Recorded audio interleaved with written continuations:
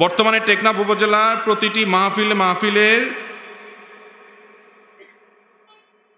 যারা কাজ করেন তাদের অনেকে ইয়াবা ব্যবসার সাথে জড়িত। অনেকে এই টাকা মাহফিলে দিয়ে থাকেন, এটা জায়েজ হবে কিনা? ভাই, নবী করিম সাল্লাল্লাহু আলাইহি ওয়াসাল্লাম বলেছেন, ইন্নাল্লাহা তাইয়্যিব ওয়া লা ইয়াকবালু ইল্লা তাইয়্যিবা। আল্লাহ তাআলা পবিত্র, অপবিত্র হারাম কোনো কিছু দান করলে আল্লাহ সেটা কবুল করবেন। শুধুমাত্র ইয়াবা ব্যবসা না, হয়তো আপনাদের দিকে ইয়াবার কারবার বেশি হয় সেজন্য আপনারা এই প্রশ্ন করেছেন, কিন্তু অন্যান্য এলাকাতে এক এক এলাকাতে হয়তো এক এক হারামের প্রাধান্য বা বিস্তার রয়েছে।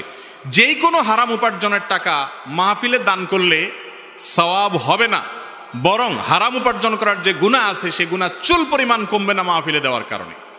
আমাদের অনেকে আছেন হারাম টাকা পয়সা উপার্জন করার পর মসজিদ, মাদ্রাসা, ওয়াজ মাহফিল, হুজুরদেরকে কিছু দান টান করে তারা মনে করেন কিছু দান টান করলে হুজুররা যে দোয়া দায়ী করবে, এতে আমার কালোগুলা সব সাদা হয়ে যাবে।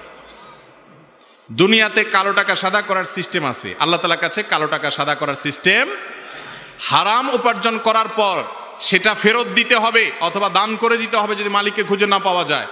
কোনো অবস্থাতে সেটাকে মসজিদ, মাদ্রাসার, ওয়াজ মাহফিলে দান করে হালাল করার সুযোগ, এবং ওয়াজ মাহফিল কর্তৃপক্ষের দায়িত্ব, মসজিদ মাদ্রাসার কর্তৃপক্ষের দায়িত্ব। আমরা হুজুররাও আজকাল, আল্লাহ মাফ করুক, টাকা পাইলে আর হালাল হারাম বাজ বিচার করি না।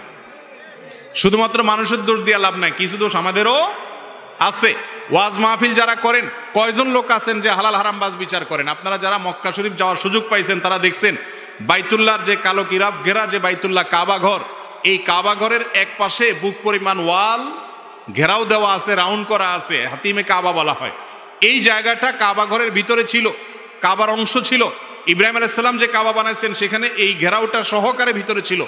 কিন্তু এই কাবা যখন আমাদের নবী করিম সাল্লাল্লাহু আলাইহি সাল্লামের দাদা আব্দুল মুত্তালিবের আমলে, তার নেতৃত্বে কুরাইশের লোকেরা যখন এটাকে পুনরায় নির্মাণ করলেন, পুরান হয়ে গেছে, ভেঙে চুরে যায়, এবং অনিরাপত্তার কারণে তারা এটাকে ভেঙে আবার পুনরায় নির্মাণ করেছেন।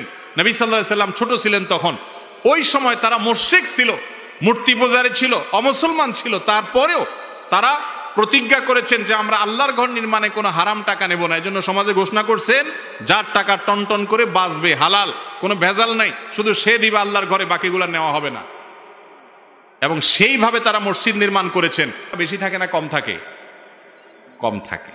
হালাল টাকার পরিমাণ সমাজে বেশি না কম? তো হালাল টাকা কম হওয়ার কারণে কাবা ঘরের সেই হাতিমের অংশটাকে কাবার ভিতরে ঢুকাইতে পারেন নাই তারা। তারা মুশরিক হওয়া সহ এটা সত্য, এটা বুঝছেন। আর আজকাল আমরা মসজিদকে জাকজমক করা, মাহফিলকে আপনার জাকজমক করার জন্য হারাম হালাল বাস বিচার নাই। চাচা টাকা দিয়েন, বড় ভাই টাকা দিয়েন, কোত্থেকে কামাই করছে?